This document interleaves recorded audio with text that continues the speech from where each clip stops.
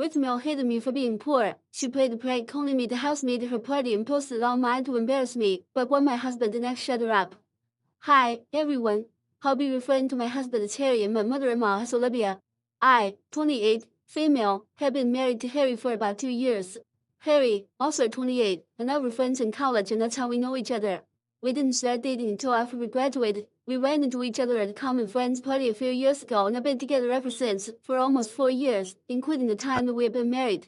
Harry and I love each other and I don't have any regrets about marrying him, but the only thing that I can't stand is his mother.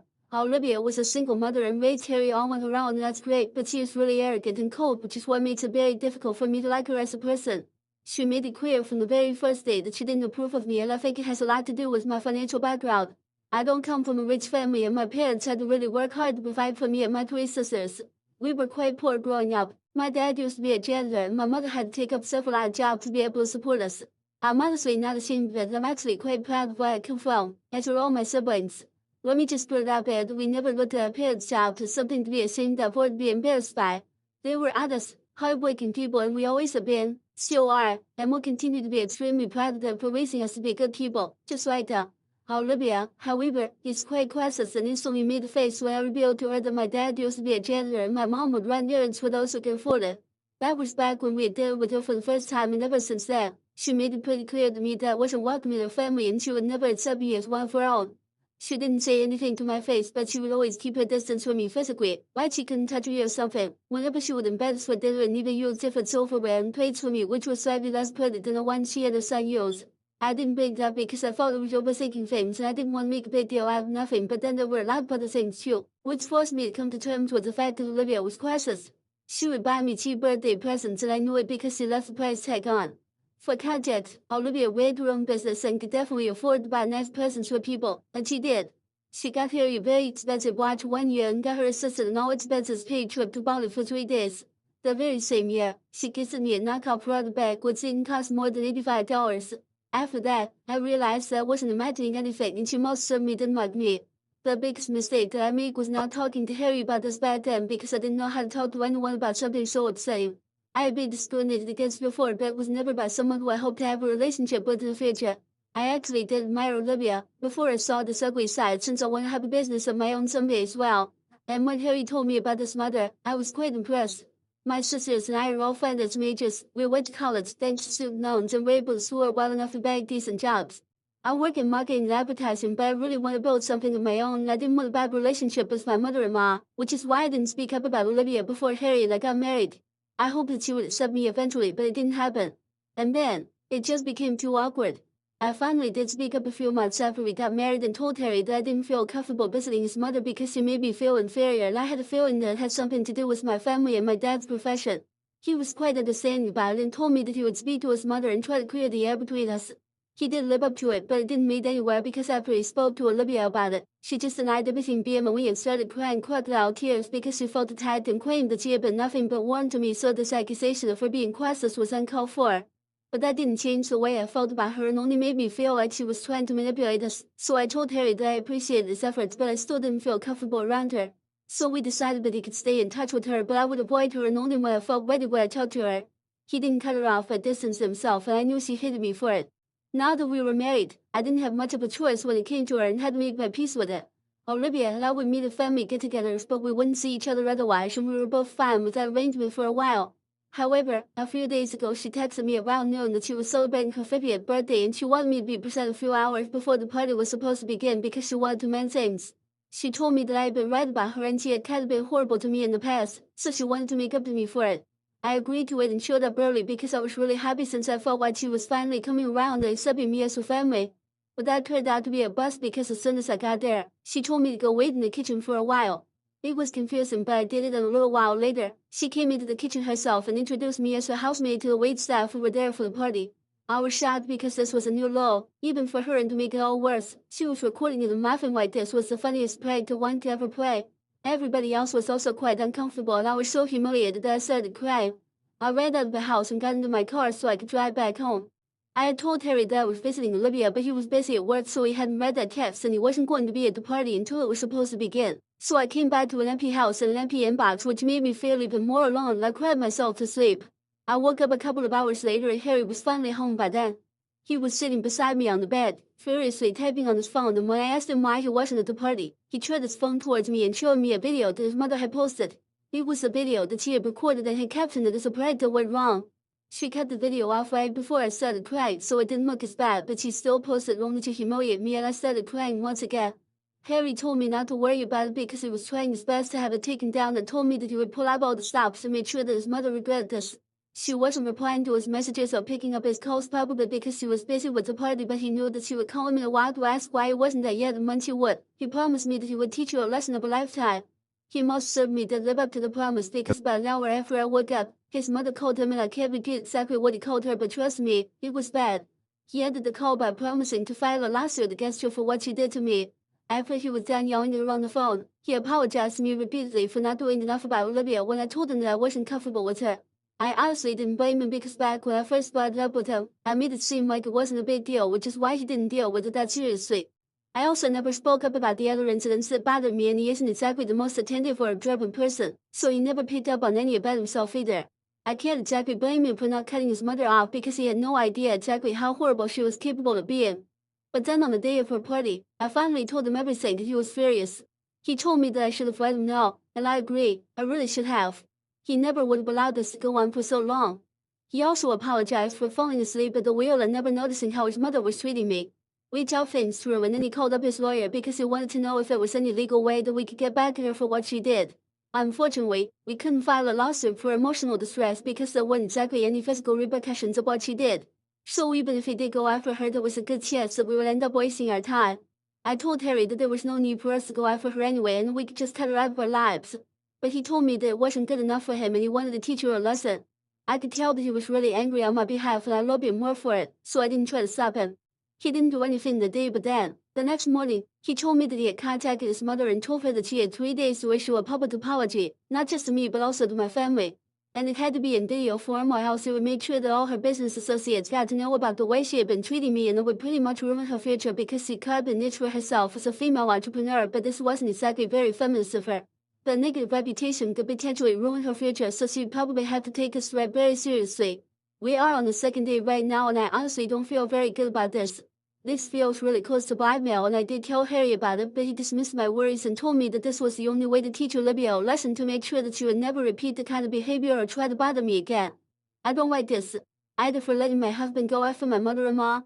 Update 1. Hi, as many of you suggested, I sat Harry down after he came back from work and told him about my concerns yet again. I know Olivia is the bad guy here, but I don't want to stoop down to her level just to get back at her, and I told him that I didn't like the idea of him resorting to such tactics only to get her to apologize. And that apology wouldn't even mean anything because she would just be saying it for the sake of it.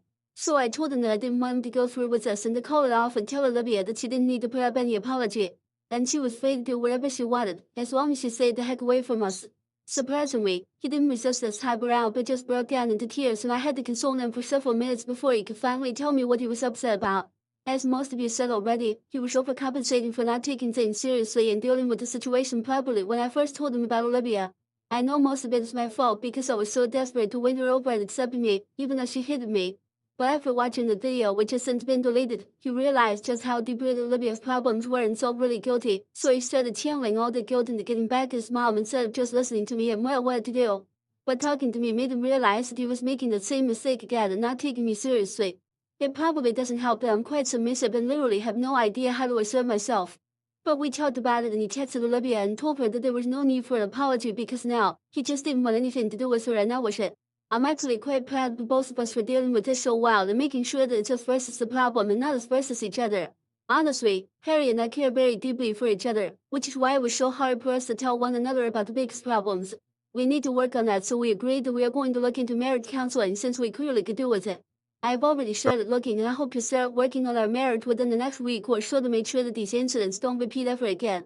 This has been one of the worst experiences of my life, and I don't want to feel the way I felt a couple of days ago ever again.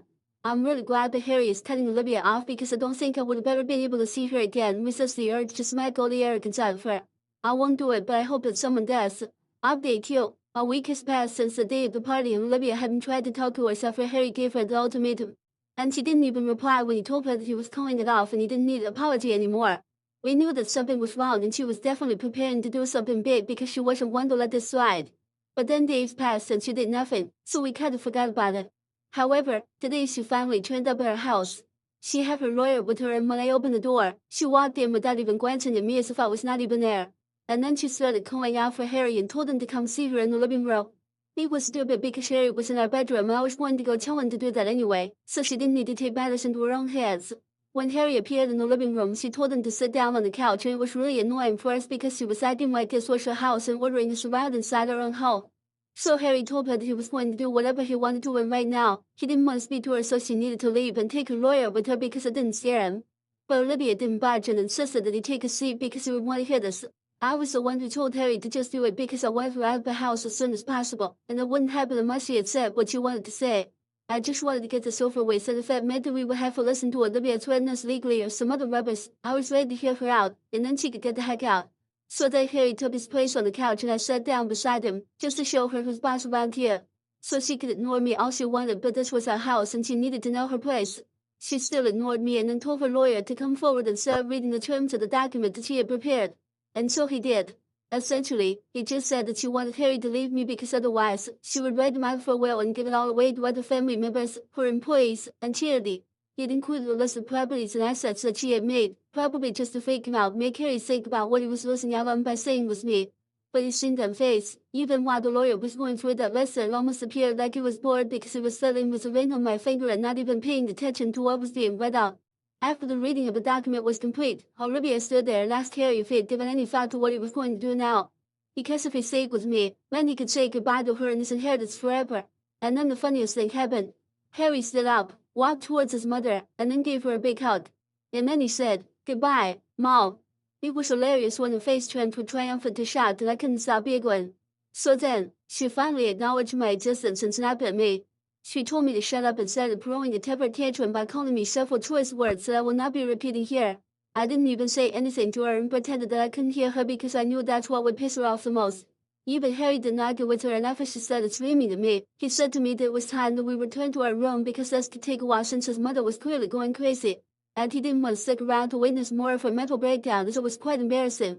Both of us were speaking to each other pretty normally, like she was not there, and completely ignoring her wild screaming and cursing. Both of us got up to go back to our room to piss her off, but then she took it too far and started accusing me of being a gold digger. She said that she never should have approved of our marriage and that she should have known that I was only out for Harry for his money, probably since my dad was too much of a loser to earn some for himself. It was out of line because he has no idea how hard my dad's words were, so I'm not going to let anyone take that away from us. I didn't argue, but I just told her that my husband was literally rejecting her in spite of all her money today, so I was anything but a gold digger. I was a working woman. I didn't take any money from my husband and did everything on my own, so she had no idea what she was talking about. Then I told her to get out of my house before I called the police and had her escorted out. She finally left, but her visit had already left a bad taste in our mouths. It was an unpleasant visit, but we got a lot of things out of the way. She knows not to pick on us, so hopefully she will keep that in mind and leave us alone. Update 3. Hey, guys. So I'm back here because Olivia did something really nasty and low, and I can't believe that she thought she could get away with us. About 2 weeks had passed since she visited us, and because she didn't do anything or try to talk to us after that, Harry and I assumed that this chapter was finally done with and we could resume our normal lives. Clearly not, because I just got a call from my parents about an hour ago and they were telling me that Olivia had paid them a visit and it was not good. She barged into their house and insulted them, calling them terrible parents who raised the gold digging and cannot even be word like me. She said a lot of other things as well about me, but that's not even what I'm offended about. She told my mother that if she had spent more time at home, actually raising us instead of running errands and trying to earn money, then maybe we would have turned out better. And of course, she did insult my dad about his profession, once again, and said that she never should have allowed her only son to marry into a family like ours. Knowing that my dad was so used to cleaning up other people's trash, it was no surprise that his own daughters were the filthiest. My parents were almost in tears when they were telling me about all the things that she had said, and I just couldn't hold back my anger. I still can't. Even thinking about her yelling at my parents and their house makes my blood boil. I'm at work right now, so I can't exactly do anything about it, but as soon as my work for the day is done, I'm heading over to Olivia's house and rubbing her a new one because she definitely needs to be taken down. I texted Harry about it as soon as I got to know about what happened with my parents, but he is busy with work, so he hasn't replied yet. I honestly don't want him to accompany me, but I have informed him, so it doesn't take him by surprise when Olivia calls him up, crying about all the things that I said to her. Update 4. Hi, so I'm currently at home. I came back from Olivia's house about 3 hours ago and I swear it was incredibly satisfying to sound at her and let her know exactly what I thought of her. She didn't seem surprised when I showed up at her place and opened the door herself. She was smirking at me and that's when I lost it. She didn't even have to say anything to make me mad because I was already fuming. I pushed her aside and went inside the house and then I asked her if she had paid my parents a visit and if she had indeed said all those horrible things to them. When she said yes, she sounded very pleased with herself and I wanted to wipe that smirk right off her face. So I screamed at her as loudly as I could and I swear I felt the house shake. I asked her how dare she and she was so taken aback by the sheer volume that she had to take a couple of steps back. It's quite comical now that I think about it, but she was really shocked because I'm generally a quiet and soft-spoken person and I try not to yell as much as I can. I even kind of surprised myself by how loudly I was screaming at her. I went on to call her a hypocrite and a sad excuse of a human being. I told her that she had completely failed at being a mother because she couldn't even try to put Harry's happiness over her own, which is why she was going out for a way to break us apart. But unfortunately, that was not going to happen because Harry and I love each other because we are capable of it. I'm Micah, who didn't even know what that word meant. It was a low blow, but then I told her that I was glad that her husband passed away when Harry was little because he probably wouldn't have been able to survive living with her. I called her worse than morbid disease that he had, and that's when she started crying. But I wasn't about to stop just yet, so I went on yelling at her for quite a few more minutes. I didn't stop until I finally ran out of steam. I did. She was sobbing inconsolably and I was quite happy about it because it was very satisfying for me to see her break down like that. She had made me feel bad about myself and my family and worst of all, she had insulted my parents for no fault of theirs. She deserved this. A few minutes after she started crying, I stormed out of the house and came back home. At about an hour after I came back, Harry also returned. He told me that he got off work earlier but he didn't come back home directly since he felt that I would be at Olivia's house. So he had me over there, but when he reached, I had already left. I drove away just a couple of minutes before he got there. The door to his mother's house was already open and he knew that I had been there because when he walked in, Olivia was curled up on the couch and crying her heart out. I felt that Harry was going to be mad at me for making his mother cry like that since she never really expressed her emotions. Not by crying, at least. But he told me that he was proud of me for finally taking a stand for myself and he was happy that I wasn't letting anyone walk over me. He gave me a hug after that and apologized for whatever his mother had said to my parents. And then he told me what he had talked to his mother about before he came back here. It was a short conversation, but that was probably one of the last times that Harry was going to talk to Olivia because he told me that we were going to have no contact with her. And if she tries to mess with us again, then we are filing for a restraining order. Anyway, apparently when Harry asked her about what I had said to her, she repeated everything, including what I said about his father, and Olivia expected him to defend her and finally say that he was going to leave me because I had taken things too far. But he disappointed his mom yet again and told her that even though it was his father that I was talking about, he didn't find it offensive because Olivia had said much worse things about my family. So she kind of had this one coming. Then he and Olivia got into a fight again where she accused him of not caring about her and taking my side just because I was pretending to be soft and innocent. But he told her that that was not the case at all and the only reason that he was on my side here was because I was right. I had never gone out of my way to hurt her or make her feel inferior. It was she who used to do that to me. And even when she was confronted about it and given a chance to improve, she didn't take it. Instead, she turned it around on me and tried to gaslight me. So now she couldn't complain because she had enough opportunities to make things right with me, but she didn't. And now that I was finally standing up for myself, there was no way that she could victimize herself and make me look like a villain. Then he walked out of his mother's house, even while she was screaming for him to come back, and demanded that he leave me. But he told me that he had made his choice and he didn't care about anything else. It was sweet and we had a cute little moment. We are still going to continue marriage counseling. This is going well. But now we know for sure that we have each other's backs forever and that's all I ever really wanted anyway.